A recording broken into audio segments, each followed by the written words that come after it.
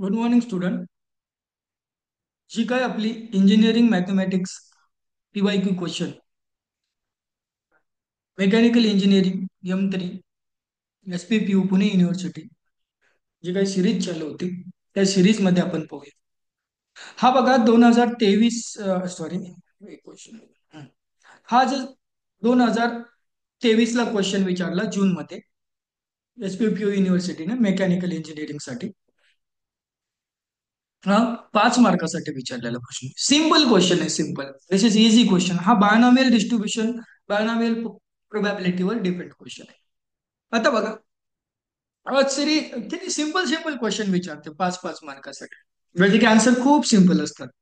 A series of 5 one-day matches is to be played between India and Sri Lanka.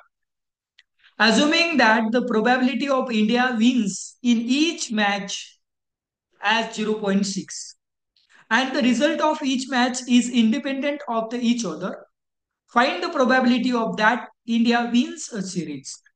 आता काय विचारलं त्यांनी, the 5 day मॅचेसची एक series आहे ती इंडिया आणि श्रीलंकामध्ये खेळल्या जाणार आहे.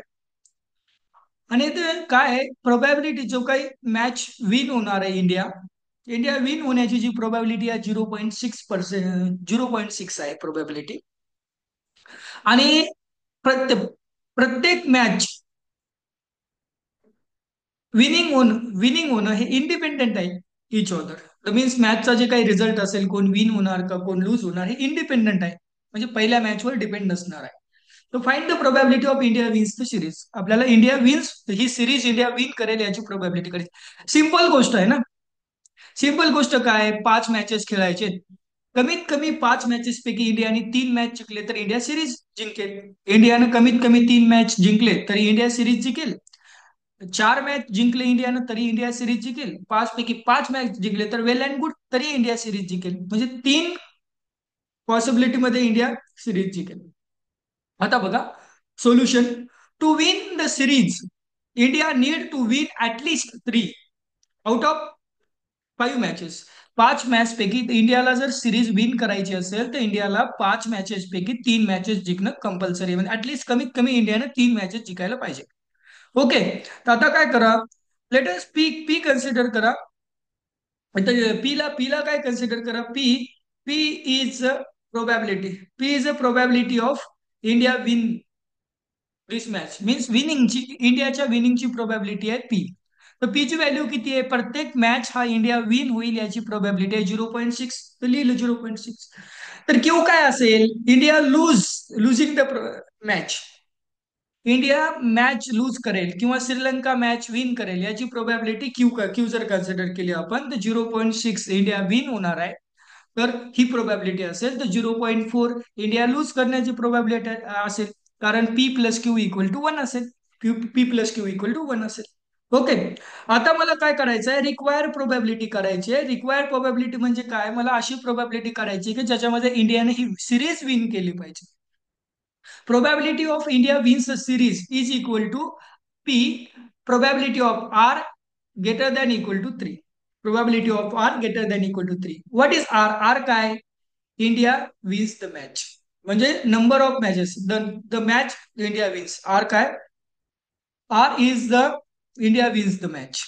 म्हणजे आर ची व्हॅल्यू 2 असेल तर इंडियानं 2 मॅच विन विन केले. आर ची व्हॅल्यू 3 असेल तर इंडियानं 3 मॅच विन केले. म्हणजे number of India wins the match. इंडियानं विन केलेले मॅचचा तो नंबर असेल आर. ओके. मग आता काय करू, r is greater than equal to 3 आहे. आणि आर आर लिहिलं, आर काय, India wins the match. Means India wins the match, इंडियाने विन्स केलेल्या मॅचचा तो नंबर असेल. आता बघा, P r greater than equal to 3 आहे. ग्रेटर दॅन इक्वल टू 3 आहे म्हणजे आर इक्वल टू 3. इंडियानं 3 मॅच पण जिंकू शकतो इंडिया, प्लस इंडिया 4 मॅच पण जिंकू शकतो, प्लस इंडिया 5 मॅच पण जिंकू शकतो. म्हणजे P R equal to 3, P R equal to 4, P R equal to 5 असं लिहिलं मी. Probability of R equal to 3, probability of R equal to 5, probability of R equal to 4 असं लिहिलं ऍडिशन मध्ये. आता मला पी आर थ्रीची व्हॅल्यू फाइंड करायची. पी आर थ्रीची व्हॅल्यू काय असते, बायनॉमियल डिस्ट्रीब्युशन मध्ये फॉर्म्युला असतो NCR P⁻R Q⁻n−R. हा बायनॉमियल डिस्ट्रीब्युशनचा फॉर्म्युला असतो. इथं आर ची एन ची व्हॅल्यू किती आहे, 5 आहे. आर ची व्हॅल्यू किती आहे, 3 आहे. तर मग लिहिलं 5 चूज 3. 0.6 पी ची व्हॅल्यू आहे, 0.6 रेस टू पॉवर 3, कारण आर ची व्हॅल्यू 3 आहे. आणि 0.4 ही क्यू ची व्हॅल्यू आहे. 0.4 raise to power 5 minus 3 is equal to 2, म्हणजे 2 आलं त्याच्या पॉवरला. Okay. 5 choose 4. 0.6 raised to power 4 into 0.4 raised to power 1 means 5 minus 4 is equal to 1. 5 choose 5. 0.6 raised to power 5. R ची व्हॅल्यू 5 आहे. 0.4 raised to power 5 minus 5 0. Okay. आता मला solve करायचं. आता मला टेबल सॉल्व्ह करायचा. आता मला काय करायचं, 5 चूज 3 ची व्हॅल्यू मला फाइंड करायची. आता कसं असतं, जे आर ची व्हॅल्यू तुम्हाला खाली दिसते 3, जिथं माझा कर्सर फिरतोय सी ची व्हॅल्यू, सी च्या तिथं खाली आर ची व्हॅल्यू 3 दिसते. हा मीन्स 5 चूज 3 ची मला व्हॅल्यू फाइंड करायची आहे. तर 3 दिसतो ना खाली. जर खाली 3 दिसत असेल तर मला 3 घरं चालावं लागतील, म्हणजे इन्क्रीज मध्ये 1 2 3. हा, जसं 1 2 3 डिनॉमिनेटरला घरं इन्क्रीज चाललो, तसं न्यूमरेटरला मला डिक्रीज चालावं लागतील 3 घरं, 5 4 3. ओके. तर काय असतं प्रोसिजर, ह्या दोघांचं सबट्रॅक्शन करा. दोघांचं सबट्रॅक्शन जर ह्या जी खाली व्हॅल्यू दिसते थ्री थ्री पेक्षा कमी आलं तर तेवढेच घरं चालले तरी चालतात. दिस इज प्रॉपर्टी आहे. प्रॉपर्टी आहे. आता बघा, 5 मधून 3 गेले, 5 मायनस 3 2 येतं, म्हणजे 2 खरं चालले तरी चालेल. जी काय व्हॅल्यू 5 चूज 3 ची असेल तीच व्हॅल्यू असेल 5 चूज 2 ची पण व्हॅल्यू असेल. ओके. मग 2 घरं चाला. 1 2 इन्क्रीज केले, 5 4 2 घर डिक्रीज केले, म्हणजे 5 चूज 3 ची व्हॅल्यू आली ही. 0.6 रेस टू पॉवर 3 ची व्हॅल्यू आली 0.216. कॅल्क्युलेटरनं तुम्ही कॅल्क्युलेट करू शकता. कॅल्सी नेण्यासाठी परमिशन असते एक्झाम मध्ये पण. 0.4 रेस टू पॉवर 4 0.16 आलं. The 5 choose 4, 5 choose 4. आता 4 घरं चालण्यापेक्षा दोघांचं सबट्रॅक्शन केल्यानंतर 5 मायनस 4 इक्वल टू 1 येतं. 1 घर चाललं तरी चालेल. 1 खाली 1 घर चाललो, वरी पण 5 आहे, 5 1 घर ठेवलं, 5 bye 1. Okay. 0.1296 means 0.6 raised to power 4 into 0.4 raised to power 1 is 0.4 plus 5 choose 5. 5 choose 5 ची व्हॅल्यू किती असते, 1. 5 चूज 5 ची व्हॅल्यू 1 असते. आणि इथं 0.6 रेस टू पॉवर 5 ची व्हॅल्यू किती, 0.6 रेस टू पॉवर 5 ची व्हॅल्यू आली 0.07776 इंटू 0.4 रेस टू पॉवर 0 ची व्हॅल्यू आहे 1. आता काय केलं, कॅल्सी वापरून तर यांचं मी कॅल्क्युलेशन केलं तर फर्स्ट टर्मची व्हॅल्यू आली 0.3456, सेकंड टर्मची व्हॅल्यू आली 0.2592 आणि थर्ड टर्मची व्हॅल्यू आली 0.0776. सगळ्यांचं जर मी ऍडिशन केलं, सर्वांचं ऍडिशन केल्यानंतर माझ्याकडे ऍडिशन येईल 0.68256. 0.68256. ओके. ऍडिशन आलं. आणि ऍडिशन आल्यानंतर हीच काय असेल, मी 0.82, हीच काय असेल 0.68526.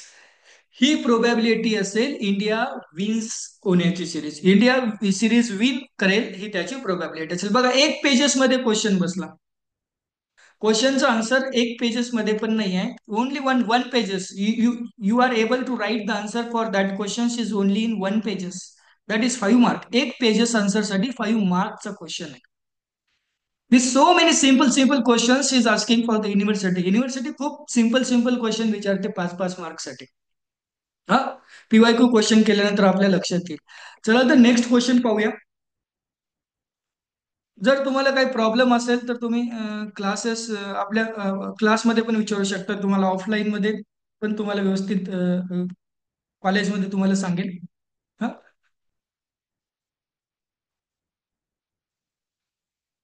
आता बघा, आता हा प्रश्न पण युनिव्हर्सिटीने विचारला. बघा, हा प्रश्न 5 मार्क्ससाठी जून मध्ये विचारला 2023 ला.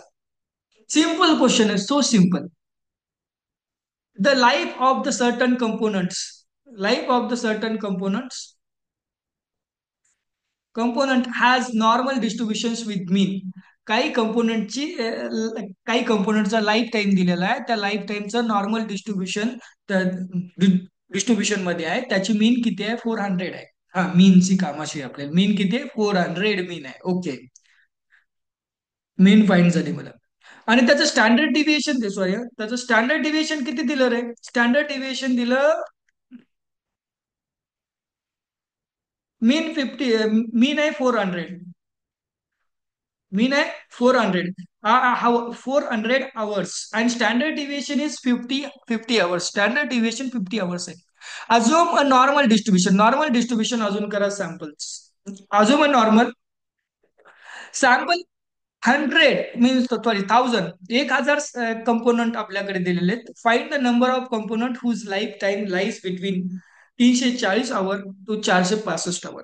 या दोन्हीमध्ये असे किती कंपोनंट असतील की त्याचा असे किती कंपोनंट या 1000 पैकी असे किती कंपोनंट असतील त्याचा लाईफ टाइम हा त्याचा लाईफ टाइम हा 340 ते 465 याच्या आतमध्ये असेल. याच्या आतमध्ये असेल.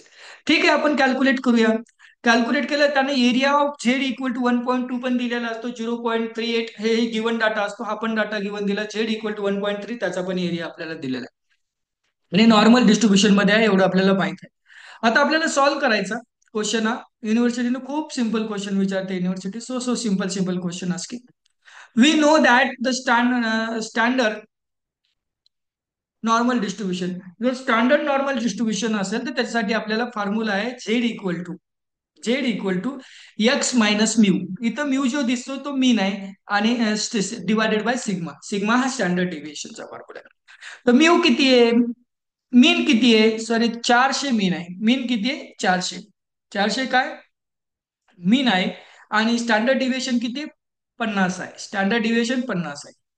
काय केलं, ह्या म्यूच्या जागी म्यू लिहिलं, एक्सच्या जागी एक्स लिहिलं, म्यूच्या जागी 400 लिहिलं की जे आपल्याला मीन दिलेली आहे 50 लिहिलं. स्टँडर्ड डिव्हिएशनच्या जागी स्टँडर्ड डिव्हिएशन 50 आहे.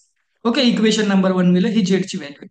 आता काय करायचं मला, आता मला काय करायचंय, the number of component whose life time lies between 340 to 465 hour. 340 आणि 465 या हावर मध्ये नंबर ऑफ कंपोनंट किती असतील त्याचा लाईफ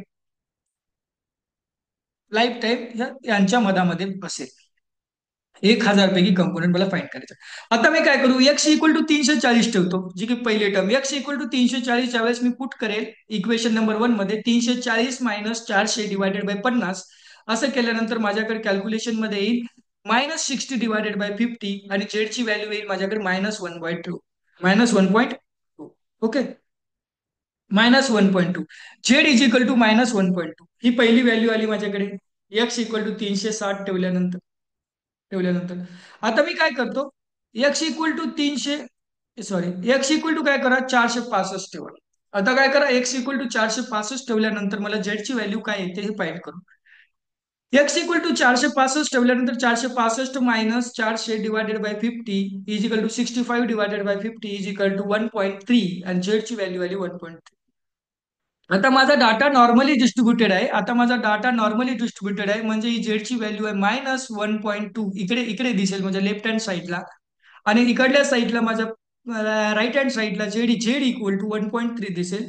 म्हणजे जो काय मी शेडेड पार्ट केलाय त्या शेडेड पार्ट मध्ये जेवढा काही एरिया असेल, जेवढा काही एरिया असेल त्या एरियानं जर मी मल्टिप्लाय केलं माझ्या 1000ला की तेवढे जे काही नंबर येईल तो नंबर काय असेल माझे, तो नंबर काय असेल माझे जे कंपोनंट असतील त्याची लाईफ स्पॅन दिलेल्या आवरच्या मधात असेल. आता बघा -1.2 हा हा एरिया कसा आहे, -1.2 हा एरिया प्लस 1.3 हा एरिया. म्हणजे काय दोन्ही एरिया पॉझिटिव्ह असतील ना, फक्त हे मायनस एरिया कधीच निगेटिव्ह नसतो, फक्त -1.2 हे दाखवण्यासाठी आहे तिथे. ठीक आहे, आता काय केलं इथं -1.2 म्हणजे पॉझिटिव्ह असेल, दोन्ही एरियाची मला ऍडिशन करावी लागेल. ओके, हे असे ऍडिशन केले जाते. आता बघा इथे तुम्हाला दाखवतो. आता P probability probability of P of probability of काय करा 3.340 X is less than equal to X is greater than equal to 340 but less than equal to 465 is equal to P. आता झेडची व्हॅल्यू किती असेल, झेडची व्हॅल्यू मायनस झेडची value -1.2 less झेडची value आहे -1.2 पेक्षा मोठी आहे आणि 1.3 पेक्षा लहान आहे. ओके, आता मी याला असं कसं लिहू शकतो, आता मी याला याला मी आता डिस्ट्रीब्यूट करू शकतो दोन पार्ट मध्ये. कारण कारण मला एरिया फाइंड करायचा, त्याचा एरियाची व्हॅल्यू मला दिलेली आहे. ओके, झेड इक्वल टू 1.2 असताना. आता बघा P equal to 0. Z is greater than equal to 0 but less than equal to 1.2. आता पुन्हा बघा पी ची value P is equal to Z equal to greater than equal to Z greater than equal to 0 but less than equal to 1.2. आता याचा जो area मला दिसतोय तो एरिया मला ऑलरेडी दिलेला आहे. ऑलरेडी मला दिलेला आहे 0.3849. 0.3849 झेडची व्हॅल्यू जर 1.2 असेल, झेडची व्हॅल्यू 1.2 असेल तर त्याच्या खाली एरिया किती आहे? 0.3849 एरिया आहे, जे की मला गिवन डाटामध्ये दिलेलं आहे. तर झेडची व्हॅल्यू 1.3 असेल, झेडची व्हॅल्यू 1.3 असेल तर ऑटोमॅटिकली त्याचा डाटा माझ्याकडे काय दिलेला आहे? 0.4032. आता दोघांची ऍडिशन केल्यानंतर हे 0.7881 येईल माझ्याकडे. ओके, मीन्स पी किती आलं? Probability of X is lies between X is greater than equal to 340 but less than equal to 465 is equal to 0.7881. आता ही माझी प्रोबॅबिलिटी आली.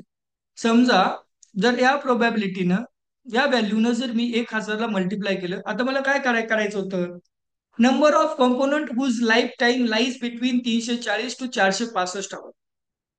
1000 इज इक्वल टू 1000 मल्टिप्लाय 0.7881. जर मल्टिप्लाय केल्यानंतर आलं 788.1 is equal approximately equal to 788, म्हणजे 788 म्हणजे काय आलं? 788, सॉरी इथं काय 788, 788.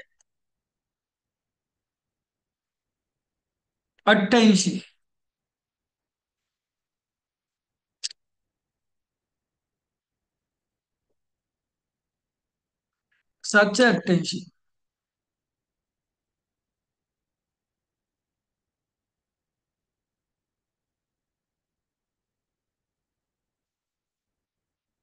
सॉरी काय असेल? 788. इथं जे प्रिंट मिस्टेक झालेले 788. 788 कंपोनंट असतील. त्याचा लाईफ टाईम हा लाईज बिटवीन, ह्या दोन्ही लाईज बिटवीन असेल 340 आवर टू 465 आवर. या दोन्हीच्या मध्ये त्याचं लाईफ टाईम लाईज बिटवीन असेल. असं सिंपल सिंपल क्वेश्चन युनिव्हर्सिटी विचारते 5-5 मार्क्ससाठी. पहिला असेल ना सिंपल क्वेश्चन आहे 5 मार्क्ससाठी, युनिव्हर्सिटीने विचारलेलं आहे. चला तर आपण काय करूया, 2 क्वेश्चन पाहिले 10 मार्क्सचे, सिंपल सिंपल क्वेश्चन विचारते युनिव्हर्सिटीचं. हा, तर आता आपण इथेच थांबूया.